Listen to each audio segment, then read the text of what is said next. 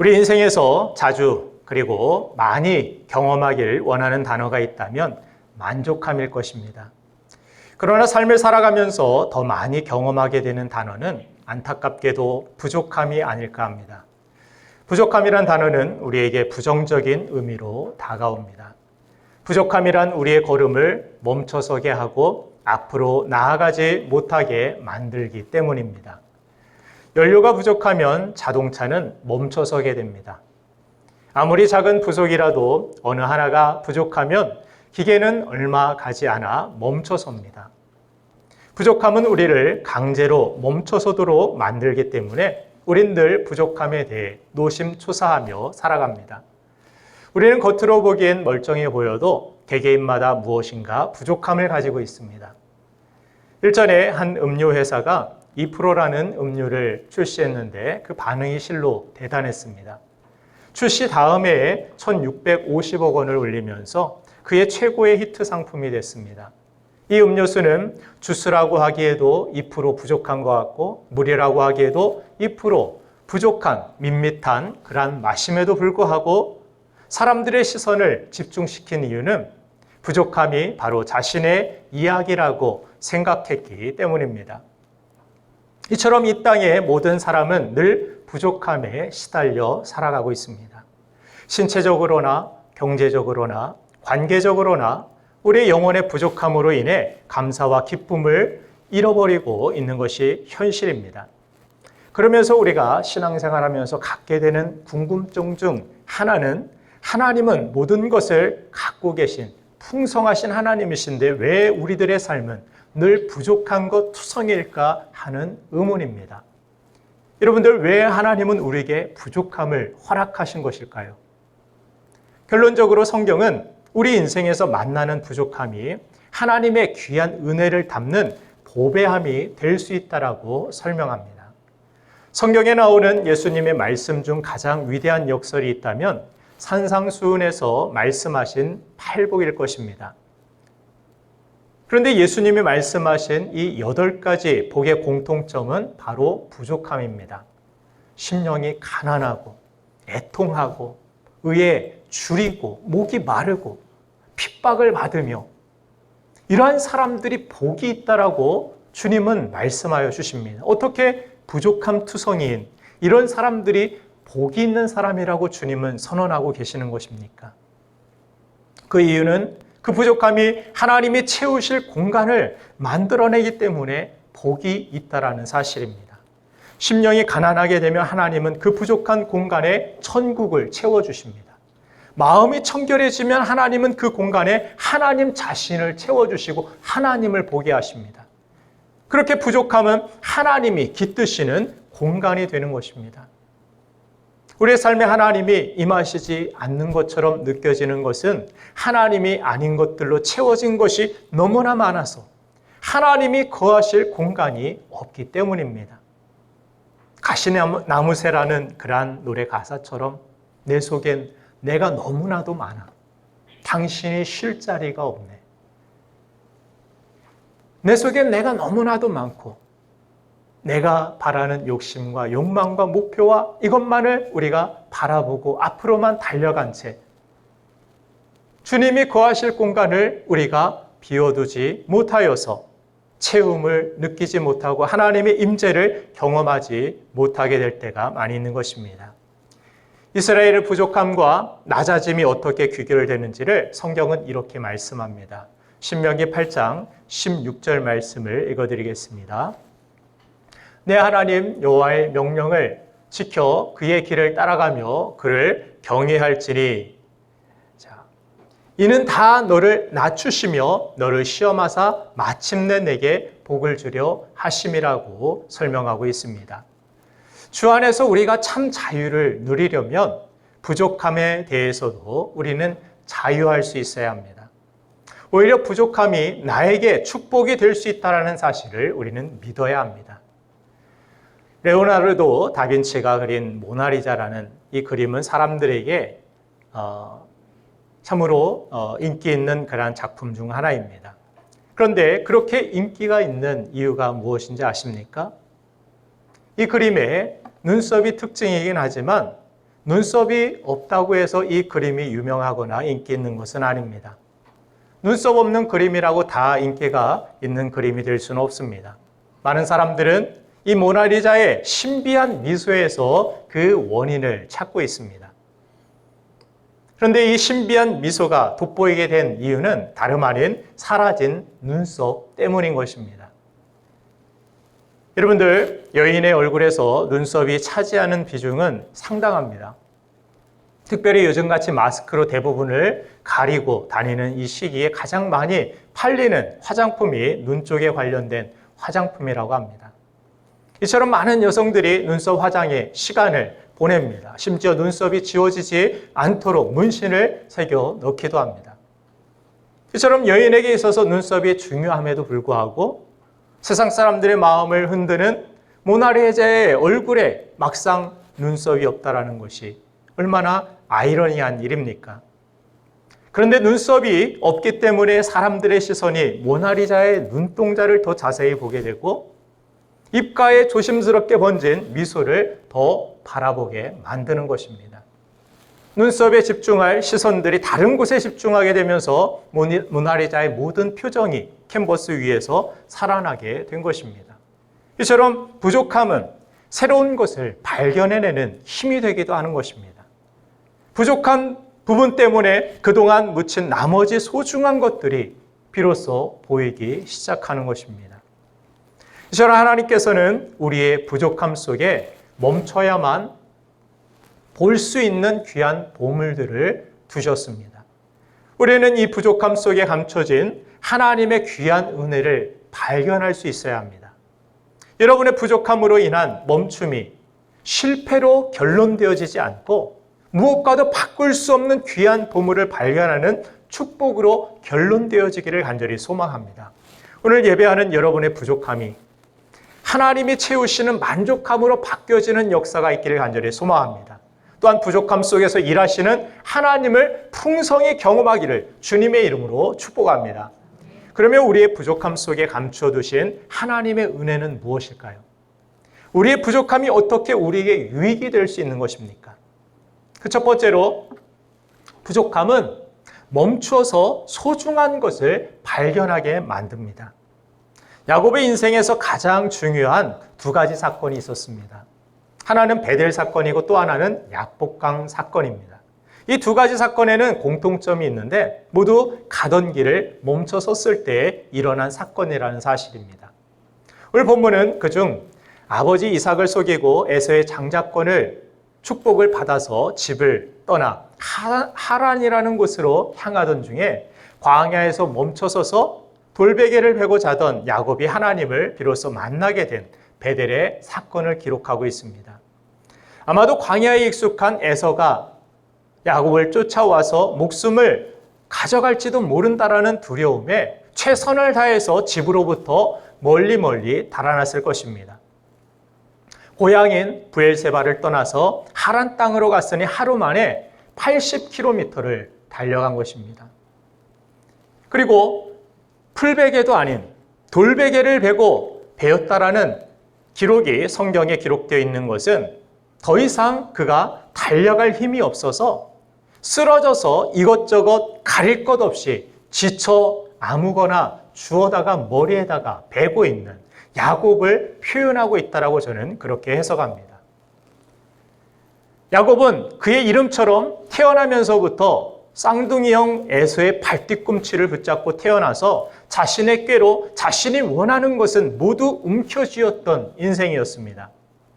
그런 그가 처음으로 자신의 모든 것을 내려놓고 자신은 이제 더 이상 아무것도 할 수 없어서 멈춰선 그 순간에 인생에서 가장 소중한 보물인 하나 발견하게 되는데 그 보물은 무엇일까요?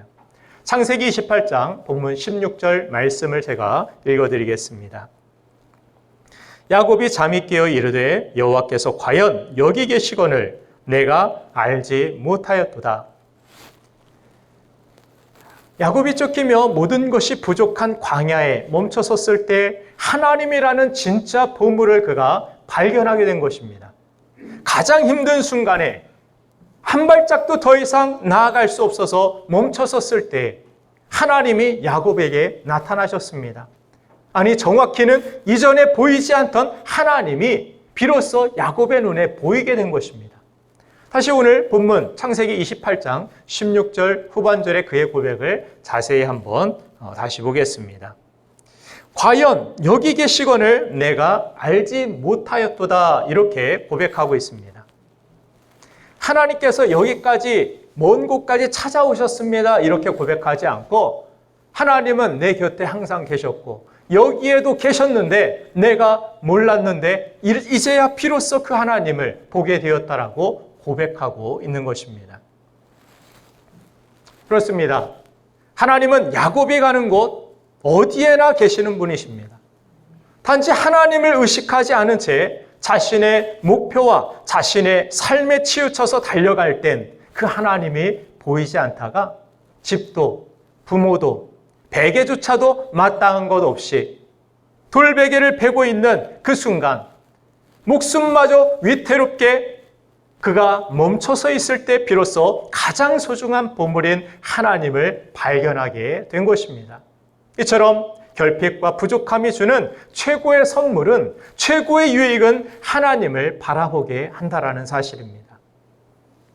부족함은 하나님을 더 깊이 묵상하게 하고 하나님이 어떤 분이신지를 온몸으로 느끼게 합니다.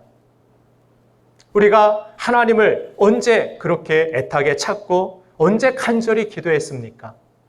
모든 것이 풍성하고 내 마음대로 다 잘 될 때 여러분들 기도가 막 풍성했고 기도가 간절했고 그렇게 나왔습니까? 그렇지 않죠. 거의 대부분 간절한 기도, 눈물의 기도, 정말 애통하는 그러한 기도는 여러분들이 무엇인가 부족함을 느낄 때, 무엇인가 불안함을 느끼고 결핍을 느꼈을 때 하나님 앞에 간절하게 나오고 그분을 다시 바라보게 되는 그러한 시선을 회복하는 것을 볼 수가 있는 것입니다. 그렇게 우리에게 모든 것이 풍족하고 우리가 가진 강점이 많으면 그 풍족함과 강점을 우리가 나도 모르게 의지하고 신뢰하기 때문에 보이지 않던 소중한 것들이 부족함 속에서 비로소 발견되어진다는 사실입니다. 저희 아이들이 어릴 적에 아내가 수술로 인해서 집에 며칠 부재 중이었을 때가 있었습니다. 아내한테는 참 미안했지만 그날 밤 저희 집에는 한바탕 축제가 열렸습니다. 그동안 아내가 금지시했던 점심은 라면으로 아이들과 함께 거하게 라면을 끓여 먹고 저녁은 짜장면을 시켜 먹고 늦게까지 놀도록 내버려 두고 양치도 시키지 않고 아이들에게 천국을 맛보게 해주었습니다. 최고의 밤이었습니다. 그러나 하룻밤의 그 즐거움을 끝으로 수많은 숨은 일들이 고개를 내밀었고 저를 힘들게 하는 것을 경험했습니다. 저녁 때가 되었는데 큰 아이가 토를 하고 작은 아이는 열이 나고 집안은 정신없이 어질러 있어서 하루 만에 천국이 아니라 전쟁터같이 변화된 저희의 가정을 볼 수가 있었습니다. 또한 저는 아내 한 사람의 이 부재 때문에 숨어있던 수백 가지 일거리를 발견하게 되었습니다. 그 일거리는 아내가 섬긴 수고의 증거들이었습니다. 저는 적어도 우리 집안에 대해서는 제가 모두 다 알고 있다라고 그렇게 생각을 했습니다. 두 아이들에 대해서는 말할 것도 없고 어디에 세탁기가 있고 어디에 청소기가 있고 언제 밥을 주고 주 메뉴는 무엇이고 몇 시에 일어나고 아이들이 몇 시에 잠드는지 생활 습관까지 제가 다 알고 있다라고 생각했습니다. 그런데 그것은 저만의 착각이었습니다. 세탁기를 수년째 사용하고 있었기에 세탁기가 무슨 상표인지 또 무슨 색깔인지 알았지만 정작 작동법은 제가 제대로 모른다라는 것을 그때 깨달았습니다. 수년째 사용하는 이 밥솥은 매일 봐서 저에게 친근했지만 정작 밥하는 방법은 제가 몰랐습니다. 아이들이 피아노를 배우는지는 제가 알았지만 무슨 요일 몇 시에 배우는지는 몰랐습니다. 작은 아이가 유치원에 다닌다라는 것을 제가 알았지만 몇 시에 하원에서 데려와야 하는지는 저는 몰랐습니다. 이렇게 부재는 또 다른 발견이라는 격언을 새삼스럽게 체험하게 되는 그러한 기회가 되었습니다. 저는 이 아내의 부재로 인해서 아내의 수고를 발견했고 아내의 소중함을 발견하게 된 것입니다. 그때까지 아내를 향한 저의 바람이 모두 욕심이었다라는 것을 저는 발견하고 고마워했습니다. 그냥 옆에 있어 주는 것만으로도 충분히 고마워해야 함을 저는 발견한 것입니다. 이처럼 부족함은 수많은 불편함을 넘어서 소중한 것을 다시 발견하게 되는 신비한 능력이 있었던 것입니다. 우리가 배고프면 모든 음식이 맛있게 보이듯 부족함과 결핍 속에서는 모든 것들이 소중한 것으로 다시 부상하게 됩니다. 하나님은 우리가 그 소중한 것들을 지나치고 사는 것을 원치 않으시고 때로는 우리에게 부족함으로 인해서 소중한 것들이 무엇인지를 멈추어 발견하게 만들어 주십니다. 그 부족함을 통해서 우리를 만족해 하시고 채우시는 하나님이라는 가장 큰 보물을 하나님은 우리에게 찾기를 원하시는 것입니다. 하나님께서는 우리의 부족함을 통해서 우리의 인생은 내가 책임지는 것이 아니라 하나님께서 책임지시는 것을 우리에게 깨닫게 하십니다. 오늘 본문 창세기 28장 15절에서 야곱에게 하신 하나님의 약속이 있는데 제가 읽어드리겠습니다. 내가 너와 함께 있어 내가 어디로 가든지 너를 지키며 너를 이끌어 이 땅으로 돌아오게 할지라 내가 네게 허락한 것을 다 이루기까지 너를 떠나지 아니하리라 하신지라. 이 말씀에서 하나님이 하신 말씀 중에 이 말씀의 주제는 야곱이 아니라 주어가 하나님입니다. 내가 너와 함께 있다. 내가 너로 다시 돌아오게 하겠다. 내가 세상 끝날까지 너를 지키고 너와 함께 하겠다. 우리가 가진 지식과 판단 그리고 경험을 통해서 모든 일들을 내가 할 수 있다라고 내가 감당한다라고 믿습니다. 그러나 우리가 진정 주님께서 우리에게 맡겨주신 삶과 그러한 일들을 이룰 수 있는 것은 우리의 얕은 지식이나 경험이나 우리의 계획이 아닙니다. 우리 인생의 주인이신 하나님이신 것입니다. 이러한 사실을 깨달은 이 바울이 고린도후서 4장 7절에서 이런 고백을 합니다. 우리가 이 보배를 질그릇에 가졌으니 이는 심히 큰 능력은 하나님께 있고 우리에게 있지 아니함을 알게 하려 함이라. 우리가 그렇게 깨지기 쉬운 질그릇이라는 사실, 우리에게 이렇게 부족함이 많이 있다는 사실은 이 모든 능력이 나에게 있지 아니하고 우리는 나를 믿는 존재가 아니라 하나님을 믿는 존재, 하나님을 의지하는 존재, 하나님이 채워주시는 존재, 하나님이 붙드시고 지켜주시는 그런 인생을 살아야 된다는 것을 이 부족함을 통해 깨달아야 하는 것입니다. 사랑하는 여러분들, 현재 코로나로 인해서 여러 가지가 멈춰져 있습니다. 또한 경제적으로나 육신적으로나 심적으로 심각한 부족함을 우리는 경험하고 있습니다. 지금 이 부족함과 멈춤으로 인해서 우리는 하나님을 전심으로 다시 찾아야 합니다. 그리고 그 하나님을 만나야 합니다. 그리고 하나님께 나의 인생의 주권을 맡겨드려야 합니다. 야곱은 늘 움켜쥐지 않으면 불안해했고 긴장 속에서 그는 살아왔습니다. 그런 그의 인생을 하나님을 만나서 하나님께 맡긴 인생이 되자 그의 인생을 하나님께서 붙드셨고 부끄러운 이름 야곱을 영광스러운 이름 이스라엘로 하나님은 바꿔주셨습니다.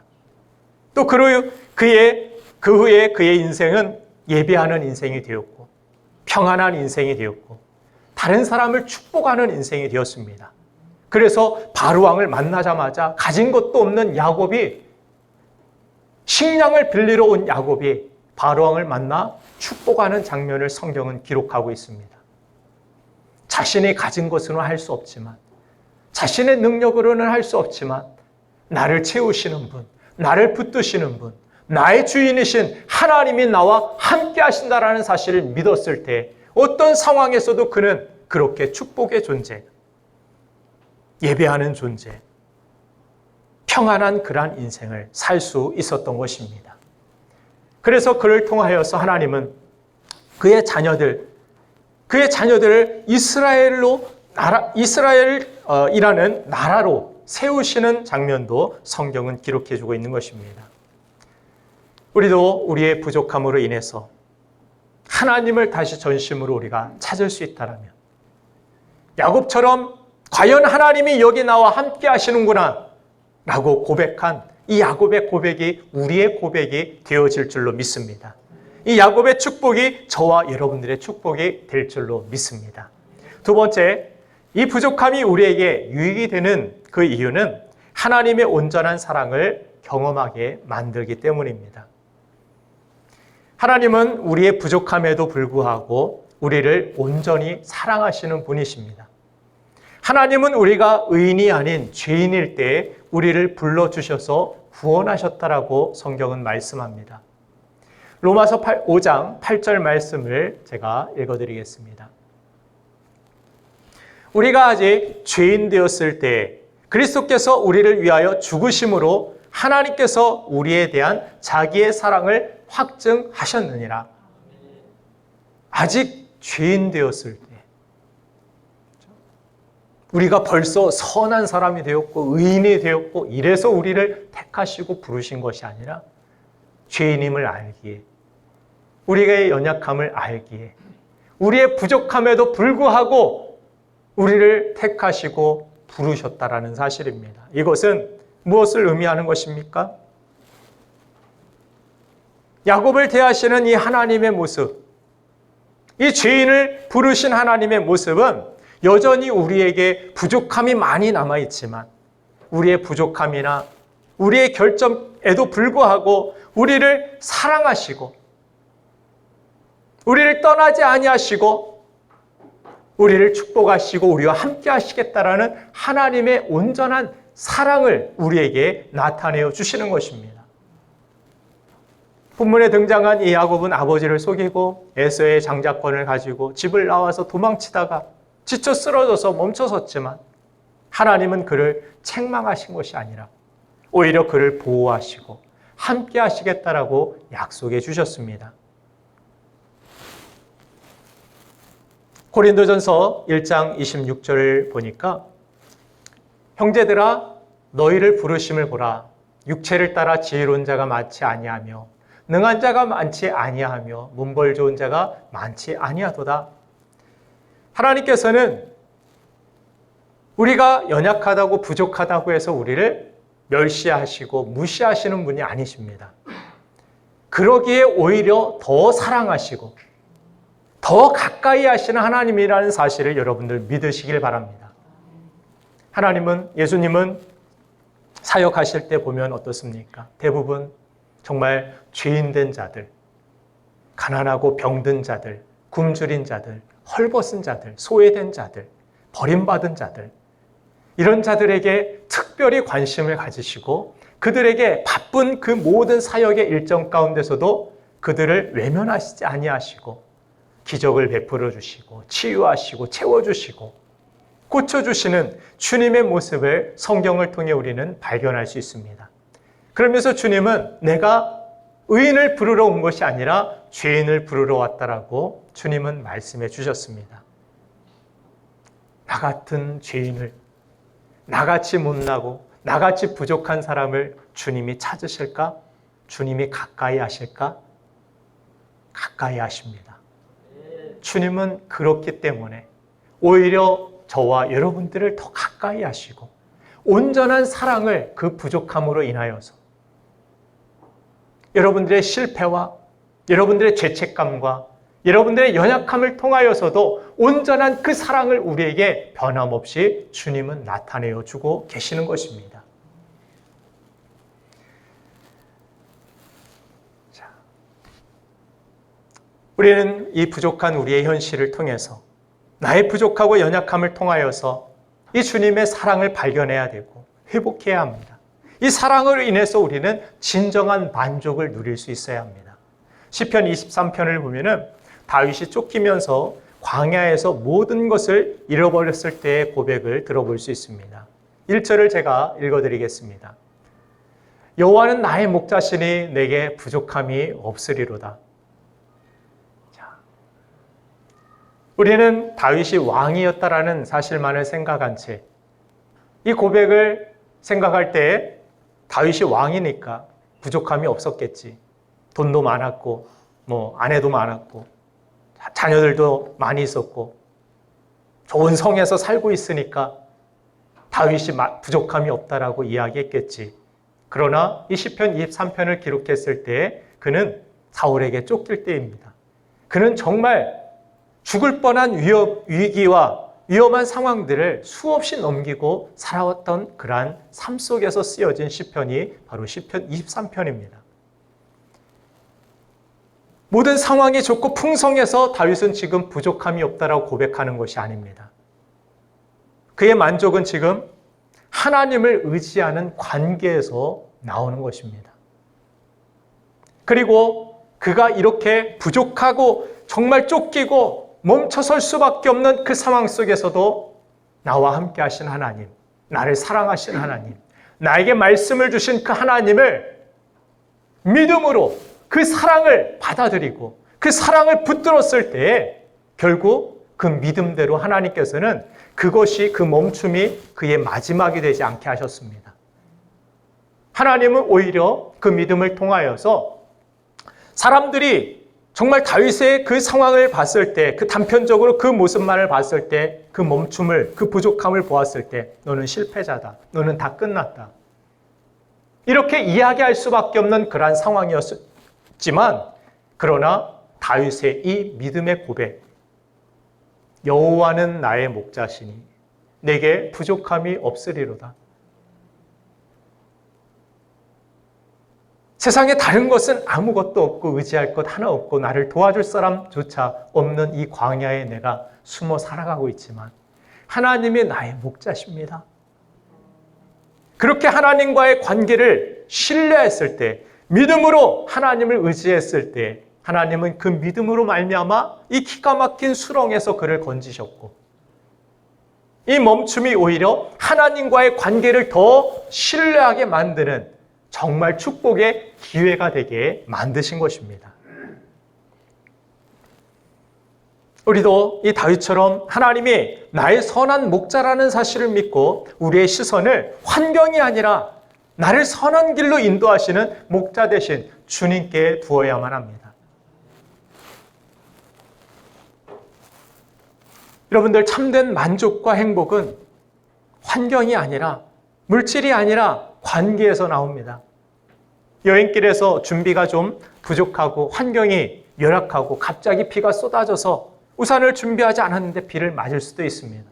그러나 그 순간에도 좋은 사람과 사랑하는 사람과 함께하면 그 여행은 비가 오는 것도 추억이 되고 아름다움이 되고 그 여행은 행복한 여행이 되는 것입니다.